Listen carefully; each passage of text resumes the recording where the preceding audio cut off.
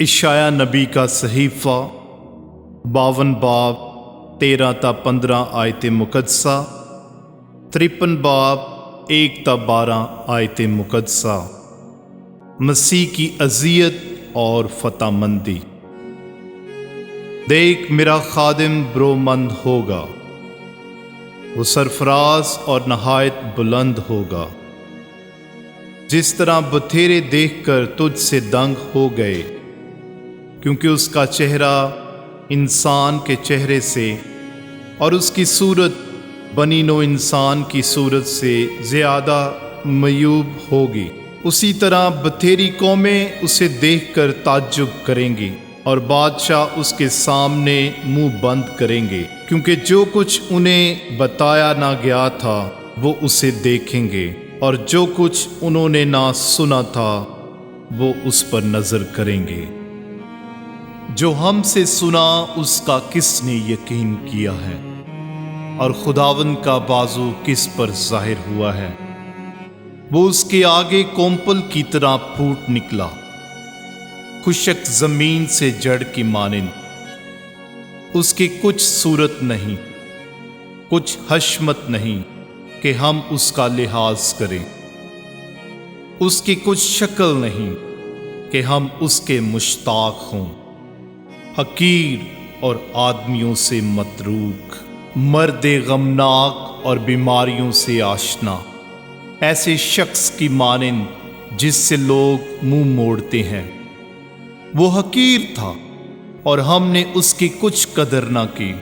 یقیناً اس نے ہماری ہی بیماریاں اٹھائیں، ہمارے ہی غم اس پر لدے ہوئے تھے، حالانکہ ہم اسے مبروز سمجھے اور خدا کی طرف سے مارا ہوا ذلیل۔ تو بھی وہ ہماری ہی خطاؤں کے سبب سے زخمی ہوا اور ہماری ہی بدیوں کی خاطر کچلا گیا۔ ہماری سلامتی کی تادیب اس پر تھی، اور اس کے کوڑے کھانے سے ہم نے شفا پائی۔ ہم سب بھیڑوں کی مانند بھٹک گئے، ہم میں سے ہر ایک اپنی راہ کو پھرا، پر خداوند نے ہم سب کی بدی اس پر لا دی۔ اس پر ظلم کیا گیا پر وہ فروتن رہا، اور اس نے اپنا منہ نہ کھولا۔ وہ ذبح ہونے والی بھیڑ کی مانند اور برہ کی مانند بال کترنے والوں کے سامنے خاموش رہا اور اپنا منہ نہ کھولا۔ گرفتار کرنے اور فتویٰ دینے کے بعد وہ اسے لے گئے، اس کا انجام کون بیان کرے گا؟ وہ عرض زندگان سے کاٹا گیا اور اپنی امت کی سرکشی کے سبب سے قتل کیا گیا، اور انہوں نے شریروں کے ساتھ اسے دفنایا اور دولت مندوں کے ساتھ اسے قبر میں رکھا۔ اگرچہ اس نے کبھی ظلم نہ کیا اور اس کے منہ میں فریب نہ پایا گیا، تو بھی خداوند کو پسند آیا کہ اسے بیماریوں سے کچلے۔ یقیناً اس نے اپنے آپ کو خطا کا ذبیہ کیا۔ وہ ایسی نسل دیکھے گا جس کے ایام دراز ہوں گے، اور خداوند کا ارادہ اس کے ہاتھ سے کامیاب ہوگا۔